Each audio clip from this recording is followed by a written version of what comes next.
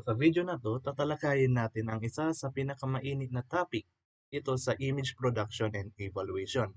That is, yung mga factors na nakakaapekto sa optical density, radiographic contrast, detail, and magnification. So, unahin muna natin sa optical density.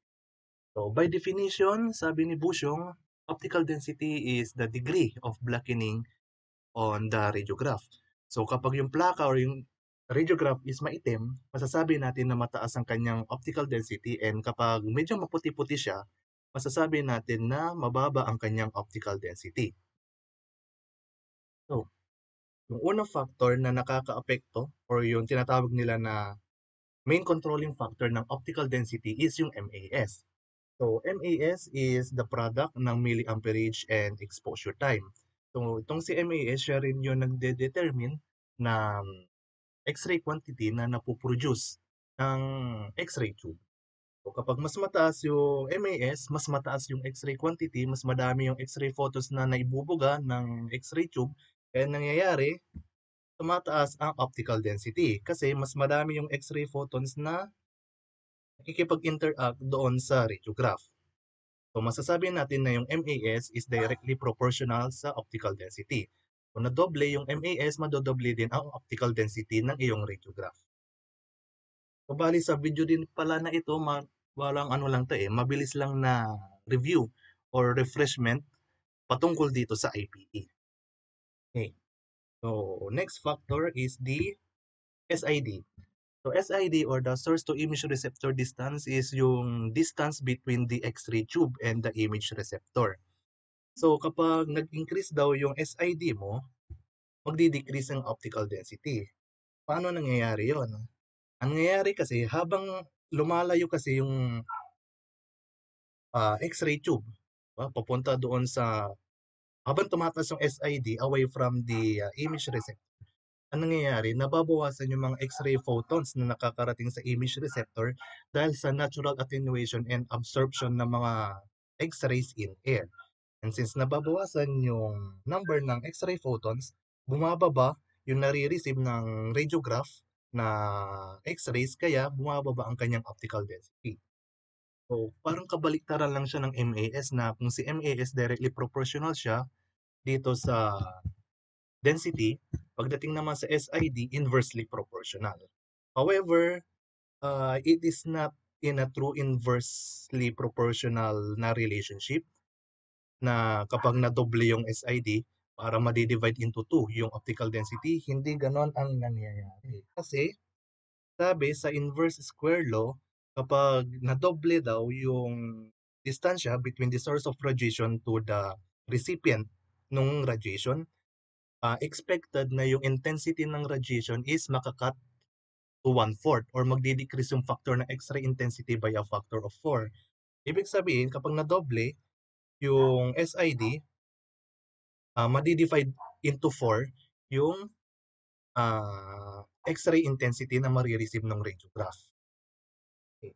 Basta tandaan na SID, increase in SID, automatic decrease in optical density. Next is, we have the KVP or the kilovoltage peak. Although ito si KVP, ang main na kinokontrol niya is the contrast, meron pa rin siyang effect dito sa optical density. Hence na tinawag si KVP not as a controlling factor but rather as an influencing factor for optical density. Anong ibig sabihin nun? Kapag tumaas daw yung KVP, tataas rin ang optical density. Dahil kapag tinaasan mo yung KVP, hindi lang yung energy ng X-rays ang tumataas. Tumataas rin yung bilang ng X-ray photons, tumataas rin yung X-ray quantity. And since tumaas yung X-ray quantity, mas maraming marireceive na photons or X-rays itong radiograph, kaya tataas ang kanyang optical density. Okay? Increase KVP, tataas rin ang optical density. Kung bababa ang KVP, bababa din ang optical density ng iyong radiograph. Next is the thickness, yung patient thickness, patient habitus, kung gaano ba kakapal ang part na in X-ray mo. Sabi dito, kapag mataas ang thickness, or makapal or mataba yung pasyente mo, matik na, what do you call this? I know, hindi siya mag-i-increase but rather magde-decrease ang optical density. So bali may mali dito. Wait lang. Patient thickness, increasing thickness leads to decrease.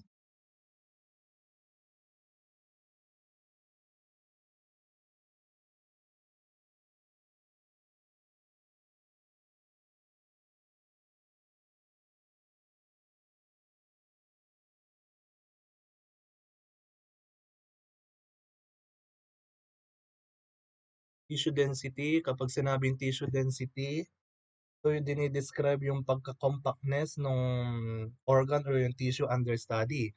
So kapag mas mataas yung density, mas mataas yung absorption rate, kaya ang nangyayari, mas puti yung lumalabas do sa radiograph. Since kukunti na lang or totally, walang nare-receive na x-rays yung plaka, kaya puti yung naging appearance nito sa image. Example ng mga tissue or organ na mataas ang tissue density ay yung buto, di ba? Kung mapapansin nyo doon sa radiograph, di ba yung kulay ng buto is puti.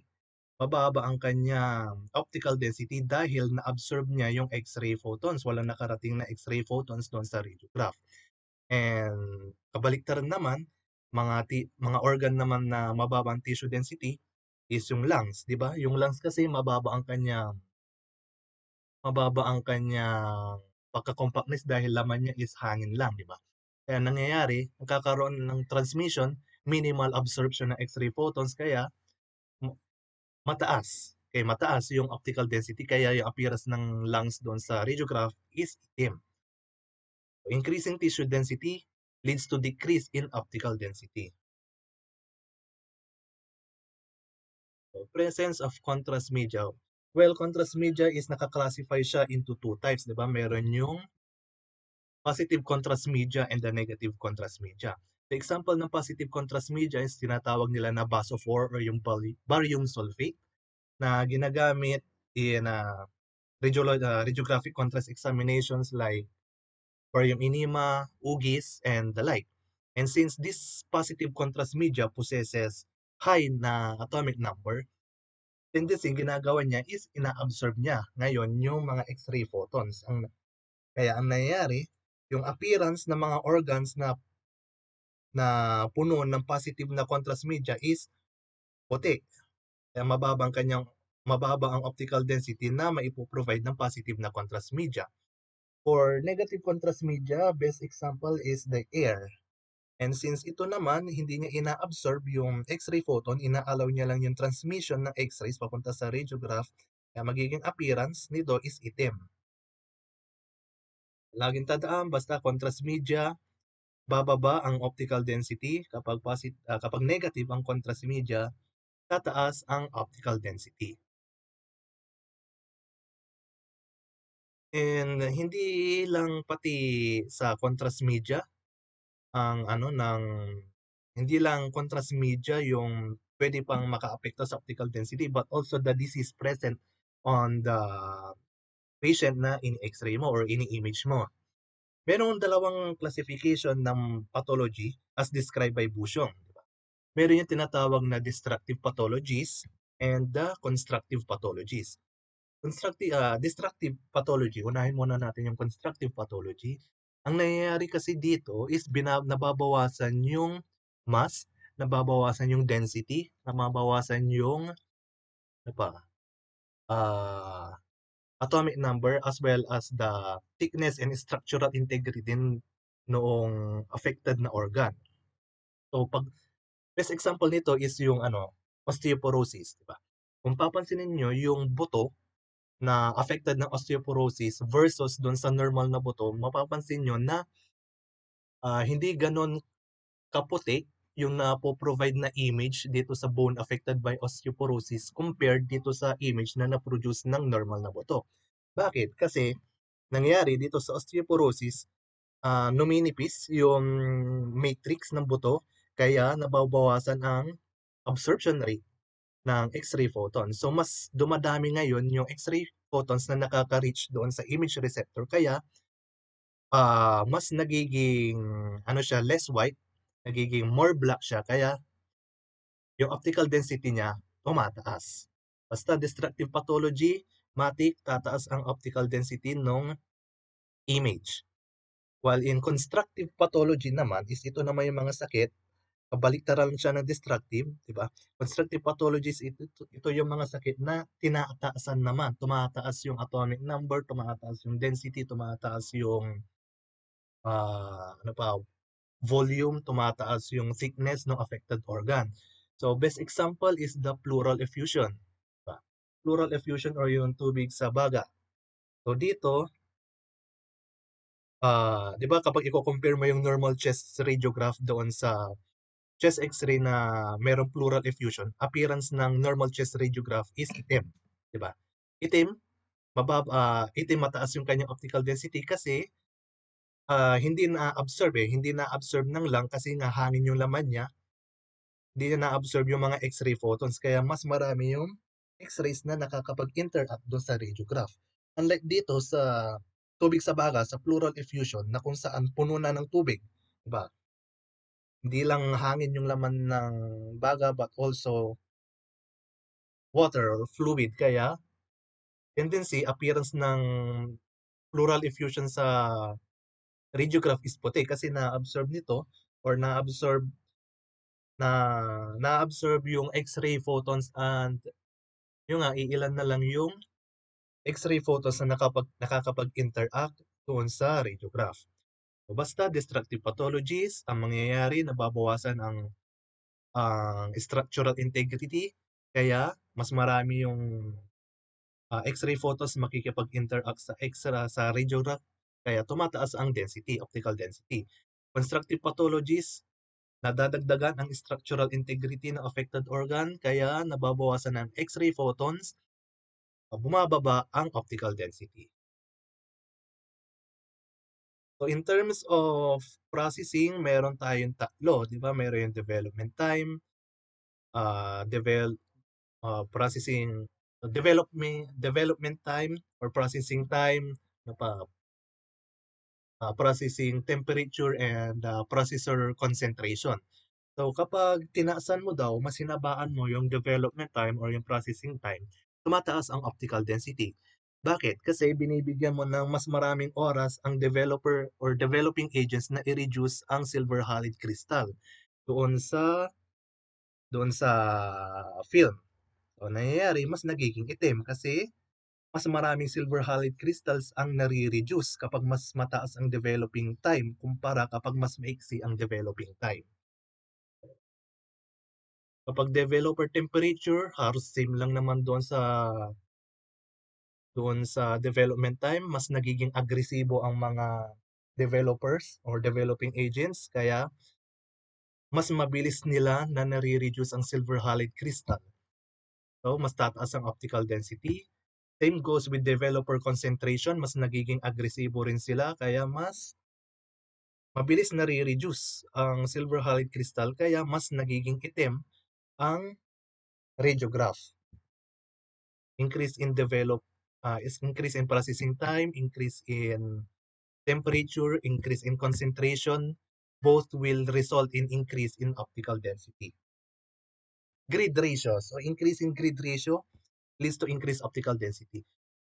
Grid is isa siyang device na dinisenyo mabawasan yung bilang para mabawasan yung bilang ng scatter radiation na makapag-interact dito sa radiograph. Okay. Scatter radiation is ito yung mga unwanted radiation na napoproduce once na nakipag-interact yung X-ray sa pasyente.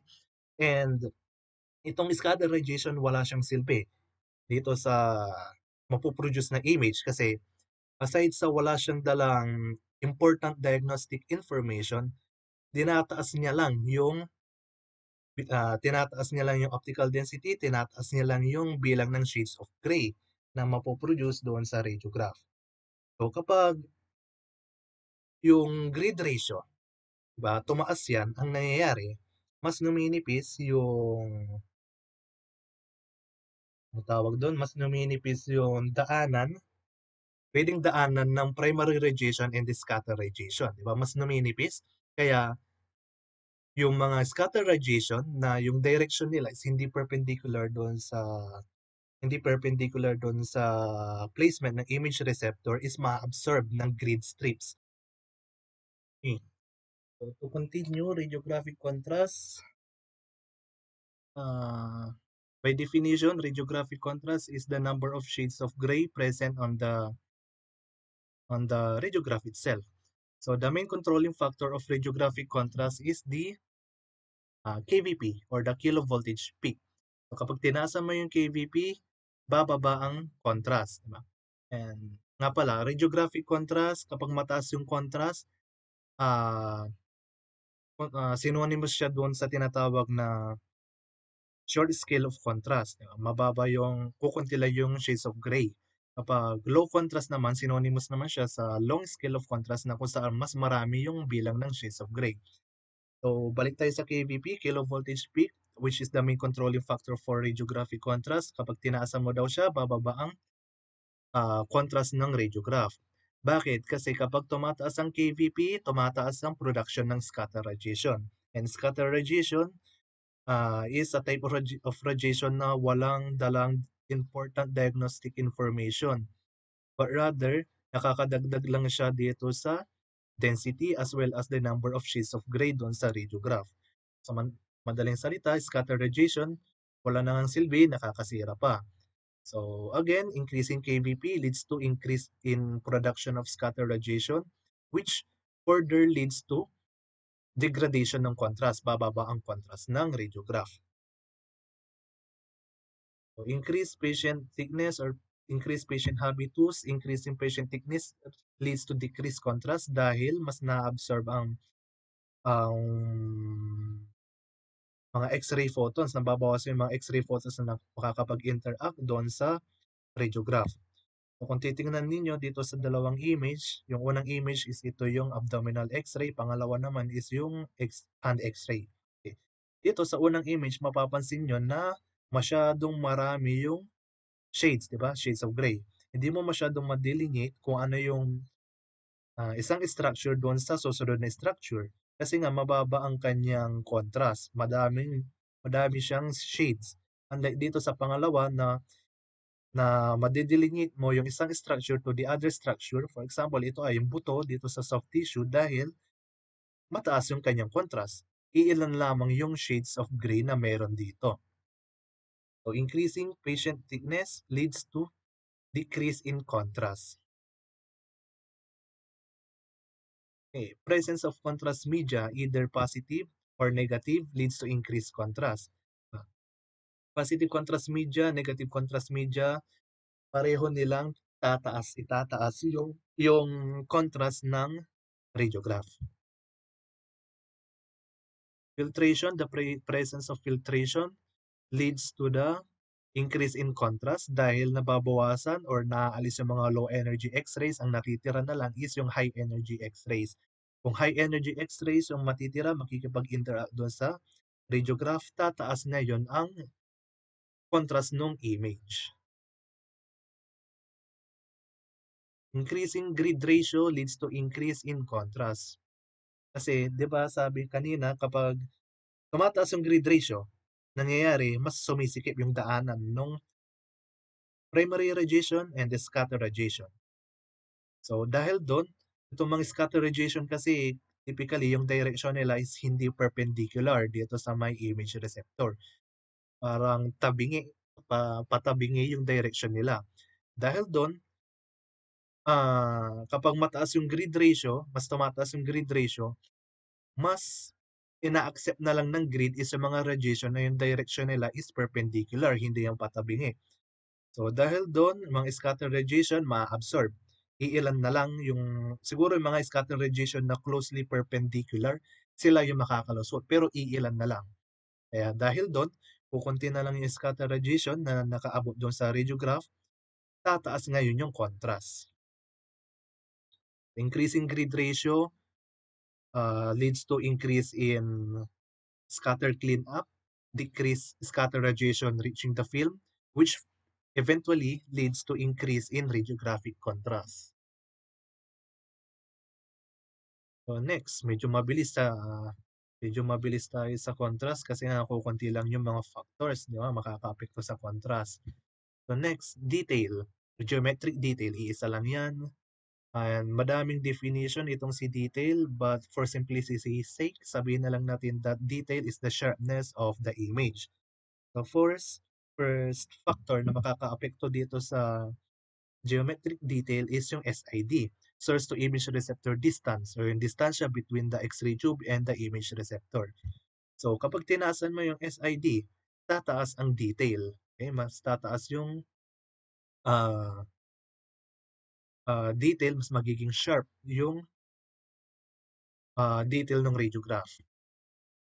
Pag in-increase mo naman yung OID, kung in-increase mo yung OID, mayroong nangyari dito, mayroong between space between o space between the part understudy and the image receptor, mangyayari magkakaroon ng decrease in detail dahil mas nagiging prominent itong si penumbra as compared kay umbra. Okay. Increase focal spot size leads to increased detail. So focal spot is ito yung area doon sa target, or rather ito yung area doon sa anode kung saan nakikipag-interact yung mga electrons galing sa cathode. So kapag maliit yung area na pinag-i-interact ng mga electron o smaller focal spot size, mas tataas yung detail as compared kapag mas malaki yung area, na tinatamaan ng mga electrons. And increased exposure time leads to decreased detail kasi kapag mas lalong tumatagal yung exposure, mas tumataas yung probability na magkaroon ng involuntary motion and voluntary motion. Yan yung number one reason kung bakit during X-ray, uh, sobrang bilis, di ba? Sobrang bilis ng exposure. Milliseconds lang, tapos na. Hindi siya umaabot ng second. Ginagawa yon nang sa gayon, mabawasan yung motion na mangyayari. Since motion is the number one enemy of X-ray. Increase in exposure time leads to decreased detail. Decreased exposure time leads to increased detail. Next is magnification. So magnification is like a phenomenon na kung saan there is an increase in the image size as compared to the actual size ng object na ina-x-ray mo. For example, yung actual size ng object na in-x-ray mo is nasa 10 by 10 centimeter. Pero pagdating doon sa image, yung size na niya is 12 by 12 centimeter. Yun yung tinatawag na magnification. So ano nga ba yung mga factors na pwede makaapekto sa magnification? So number one is the OID. Increasing OID leads to increased magnification. So yan yung reason kung bakit natin nilalapat talaga yung part understudy doon sa image receptor for tabletop examination, or kung ano naman, upright examination doon sa grid, kailangan dikit na dikit yung part understudy. Ginagawa yun ng sa gayon is magkaroon ng decrease magnification. Diba? Kasi itong sa magnification, hindi mo yan mai-eliminate. Hindi mo siya mai-eliminate. Mari-reduce mo lang siya. Okay. Next is the SID. So increasing SID leads to decreased magnification.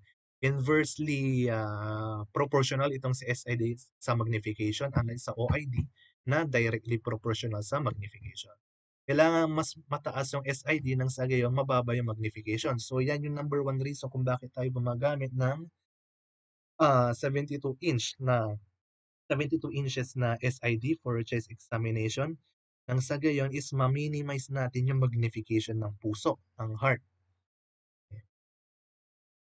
Kasi kapag hindi tayo gumamit ng 72-inch na standard SID for chest X-ray examination, mamamagnify yung heart, which leads to the misdiagnosis ng doktor, baka mapagkamalang pa nilang cardiomegaly kahit na hindi naman pala. Yun. So, dalawa lang yung main factor na nakakaapekto sa magnification, OID and SID. Last but not the least is yung tinatawag na distortion. So distortion, mayroong dalawang classification yan. May unang-una yung foreshortening na kung saan mas Sa foreshortening, nangyayari na foreshorten o mas umiikli yung resultant image kumpara doon sa actual size or actual shape noong object na ine-X-ray mo. Kapag elongation naman, humahaba yung appearance ng image as compared doon sa shape ng ine-X-ray mo. O nangyayari itong distortion kapag una, part understudy is not parallel to the image receptor. Ibig sabihin, hindi or rather parang naka-angulate o hindi naman naka-angulate, parang hindi yung long axis ng part understudies hindi siya parallel or hindi siya tugma doon sa placement ng image receptor. So kung pagkukumparahin natin itong unang image dito sa pangalawang image, dito sa unang image, mapapansin nyo na na-foreshorten itong chest ng pasyente. That is because naka-apicular dotic view yung pasyente, hindi parallel yung chest region doon sa image receptor. So, na-foreshorten yung image. Unlike dito sa pangalawang image, which is the standard chest X-ray, diba? Mapapansin nyo na na kung ano yung normal shape nitong chest, nitong ribs, nung clavicle and the like is tumugma dito tumugma or nag-reflect talaga siya dito sa radiograph kung ano yung normal appearance or normal shape ng chest ng pasyente, yun din yung nag-reflect dito sa radiograph. Kasi nga, parallel itong chest region ng pasyente dito sa image receptor. Pangalawa, X-ray tube is not perpendicular to the image receptors. Ibig sabihin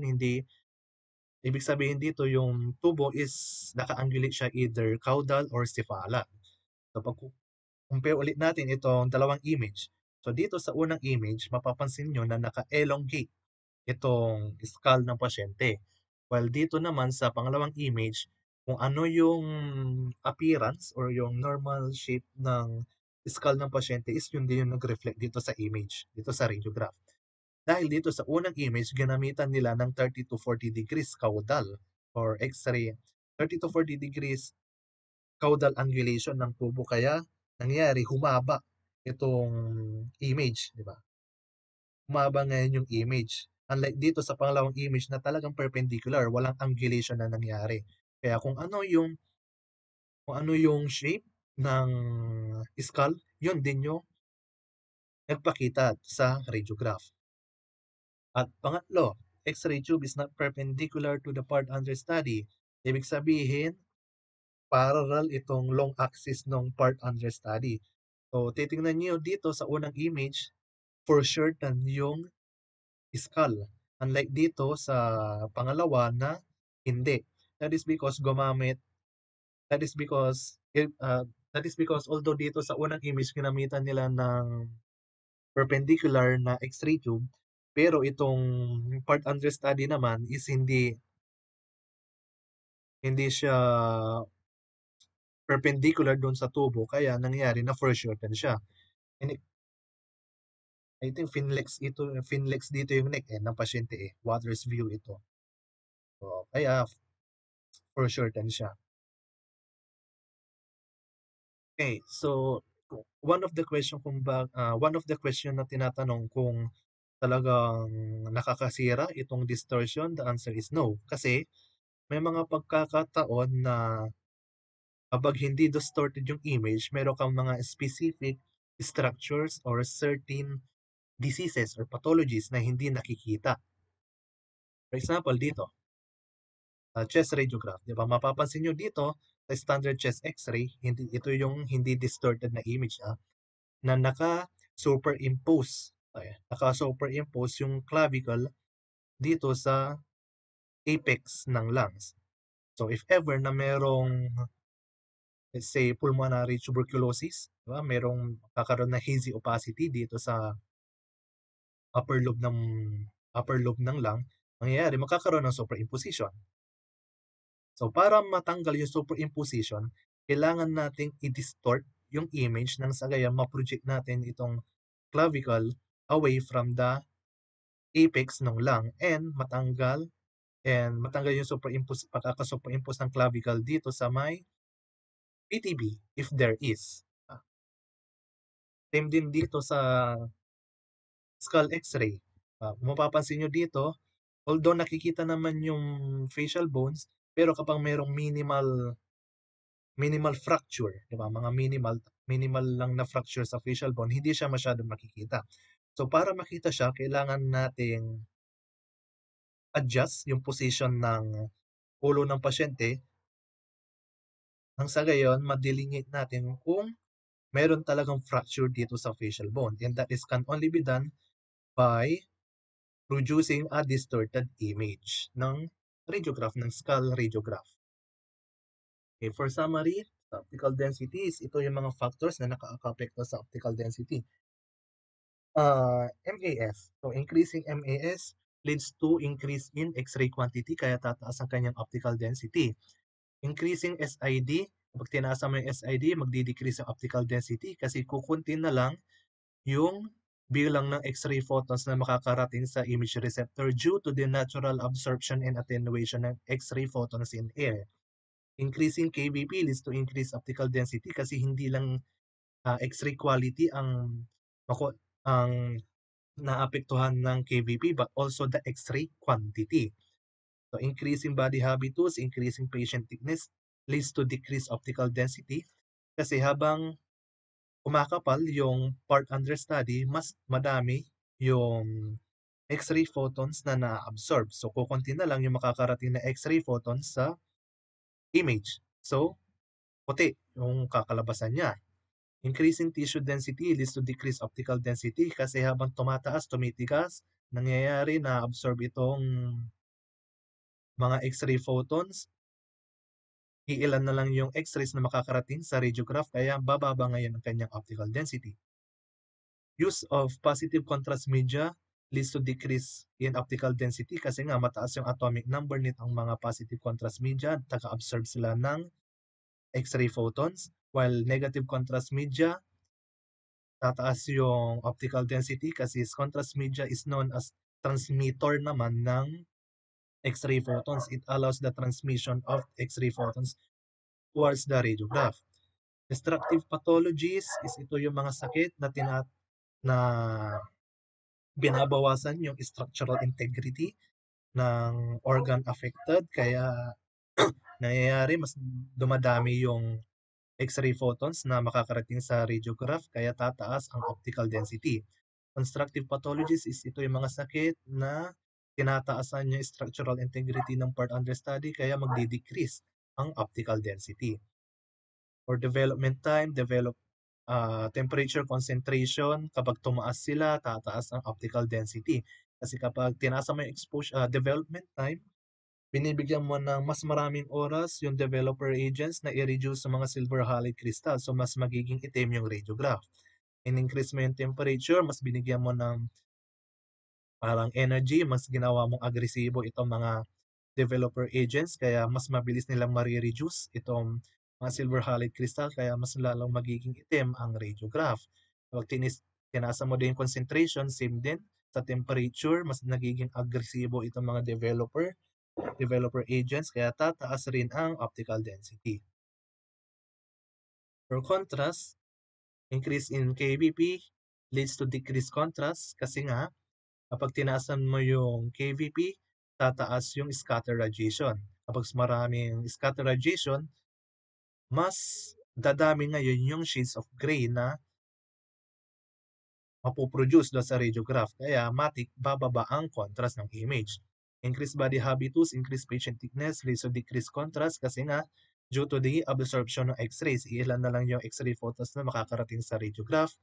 Both usage of positive contrast and negative contrast media leads to increased contrast. Filtration, mag-i-increase na rin ang contrast kasi nga matatanggal yung mga low energy X-rays, matitira na lang high energy X-rays. Mga high energy X-rays na lang yung makakapag-interact doon sa radiograph. Increased grid ratio leads to increased contrast dahil nga mas maraming scatter radiation ang ma-absorb. Mas mataas ang scatter cleanup, mas mababa ang scatter radiation mas mababa ang scatter radiation transmission, kaya mas mababa yung number of shades of gray na mapuproduce sa radiograph. Hence, increase in contrast. Geometric detail, increase in SID leads to increased detail. Tapos increase OID leads to decreased detail, increase FSS or focus spot size leads to decreased detail kasi nga mas ang tawag doon, mas malaki yung area na mapag-i-interact ng electron nang gagaling sa cathode kaya magde-decrease yung detail. Increase exposure time leads to decreased detail kasi nga mas tataas yung probability na magkaroon ng motion. For magnification, increase in SID leads to decrease magnification. Lead to decrease magnification and increasing OID leads to increase magnification. I forgot to mention pala dito sa detail, di ba? Detail. Detail. For you, detail.